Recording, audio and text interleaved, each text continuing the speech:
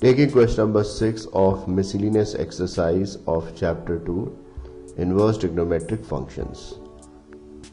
The question is, prove that cos inverse of 12 by 13 plus sine inverse of 3 by 5 is equal to sine inverse of 56 upon 65. Now, to solve this question, first of all, what we can see here is this, that we have to combine both these values, one of cos inverse, one of sine inverse, and we have to prove that it is equal to sine inverse of 56 upon 65.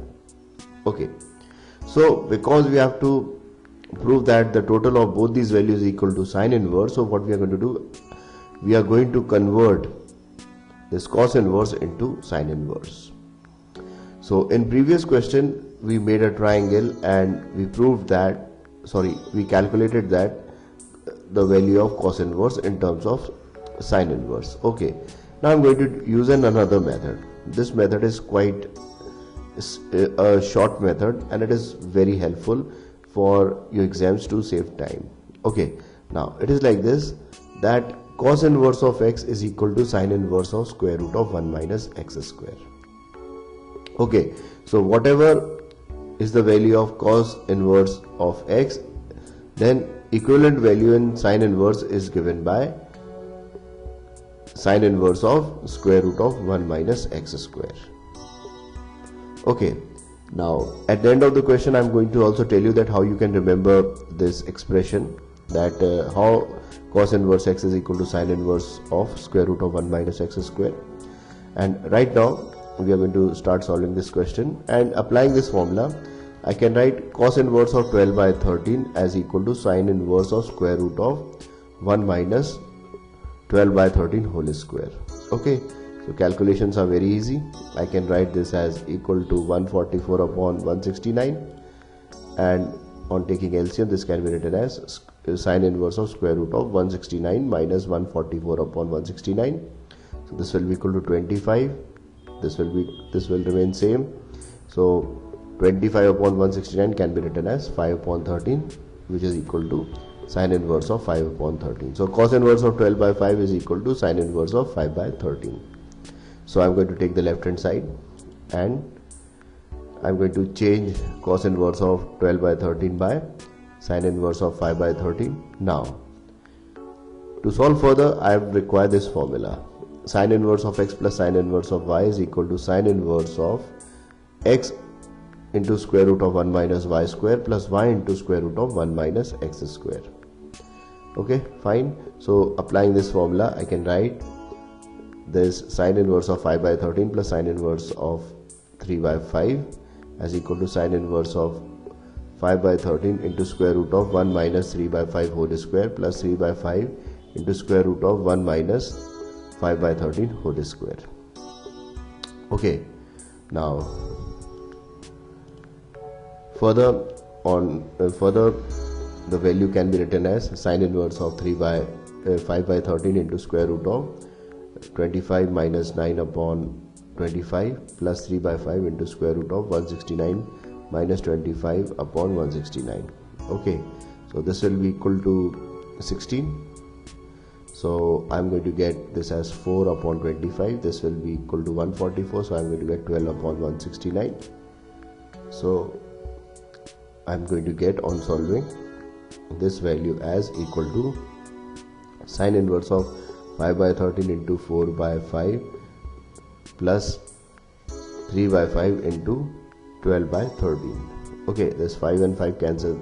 Sorry, I'm not going to cancel them because I require 65 in the denominator. So I'm going to combine them. So both of the denominators will be 65. So this will be equal to 20 plus 36, or sine inverse of 56 upon 65, which is equal to right hand side. So this proves that cos inverse of 12 by 13 plus sine inverse of 3 by 5 is equal to sine inverse of 56 upon 65. Okay, now I'm going to tell you how you can remember the formula of cos inverse of x is equal to sine inverse of square root of 1 minus x square. Okay, so for this what you require to know is this, that sine square a plus cos square a is equal to 1. At this level this formula is known to everyone who studies in class 12, and he should be knowing by heart. So I can write here sin a square a is equal to 1 minus cos a square a.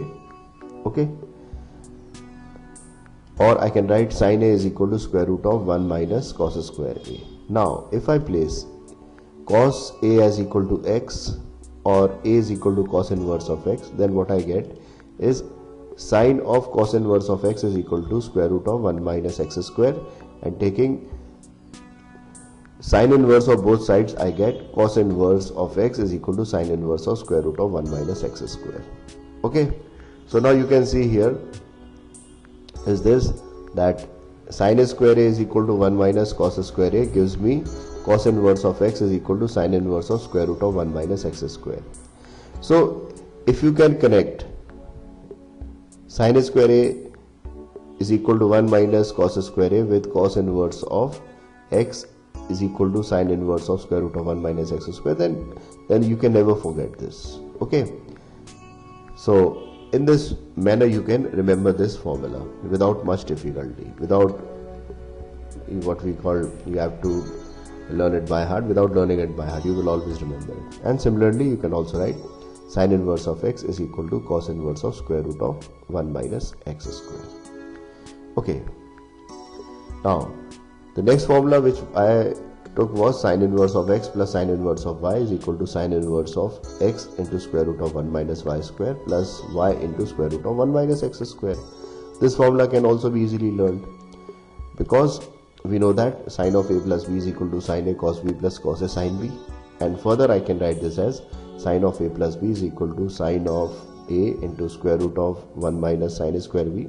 Cos b can be written as square root of 1 minus sine square b, and here also I have written cos a is equal to square root of 1 minus sine square a, and this sine b as it is.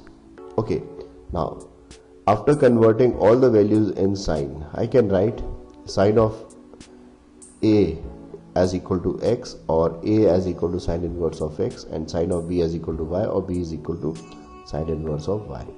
So I get sine of sine inverse of x plus sine inverse of y is equal to x into square root of 1 minus y square.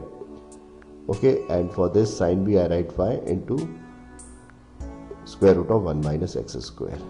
Okay, now you can see that this formula is about formed, or I can write sine inverse of x plus sine inverse of y is equal to sine inverse of x under root of 1 minus y square plus y under root of 1 minus x square.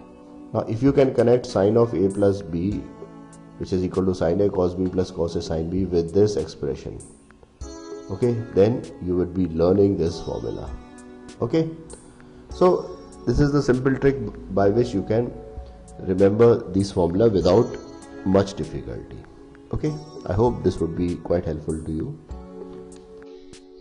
Friends, thanks for watching my video. To watch more of these super videos and for the latest updates, subscribe and like the videos on these channels on YouTube, HSK Shiksha and Math Help by HSK. Thank you.